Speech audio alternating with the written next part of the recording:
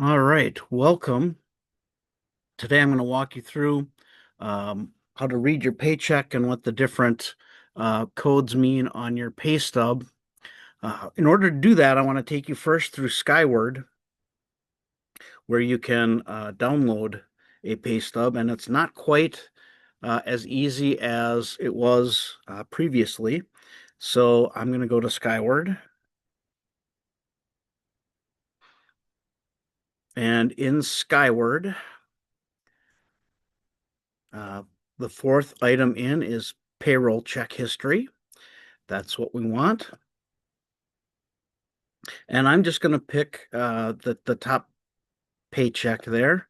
And what I'm going to do is the wage statement from the little down arrow.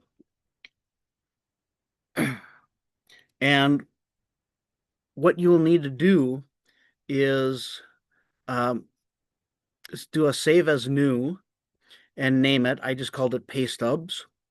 And then you have a choice um, how you want your social security number to be listed on that pay stub.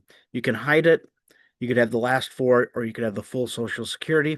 For mine, I chose to hide it. And then run the report. I'm not going to run this report. I'm just going to go to one that I have already downloaded. But that's the way to get to that wage statement that we've been so used to seeing in Skyward. So once you get that,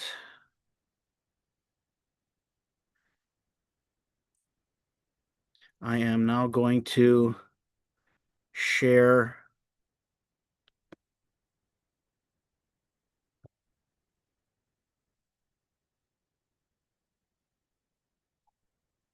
the very top of your pay stub just has your employer and then your information. I think pretty straightforward, but you may want to check that all of that is accurate.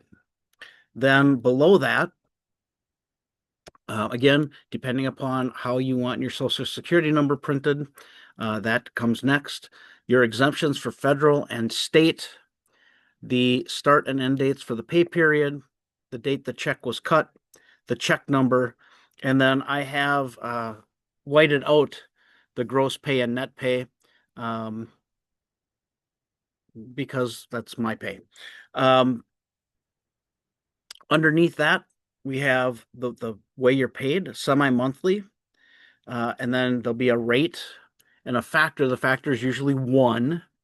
Um, there's really no reason that it would be something other than one, although it could be for people who are split in buildings or people who teach in the tri-district program.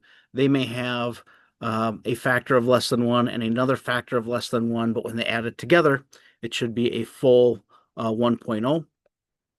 If you're part-time, that factor will be whatever your part-time um, FTE is.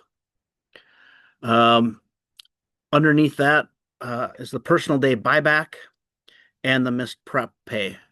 So things that you might receive additional pay for. Um, and it does give you your calendar year to date and then any other additional information. And it does list the totals. Again, I have whited mine out um, for security reasons. Underneath that, on the left-hand side, these are your deductions, things that are taken out of your check. Um, and when they're taken out. So TRA, you'd get your amount for this check, the calendar year to date, and that is taken out pre-tax. So that's what the Y means here. So it's taken out before federal tax is calculated. And then the amount, your federal tax, again, calendar year to date, that is not pre-tax because it is a tax. Um, TSA, this is my 403B. Again, will be an amount there. Um, and then the amount calendar year to date. And again, that is pre-tax money. Then we have our wonderful FICA. and state tax. If you have a flexible medical benefit, that would come next. The mandatory Medicare tax, any federal tax amount above what you're taxed at comes in that next line. The family dental, if you're paying for dental through the district, any additional state tax amount, uh, your healthcare premium cost that you pay, and then the teacher dues for the union. Now, a couple of things with teacher dues. To this point, there have not been dues taken out for this school year.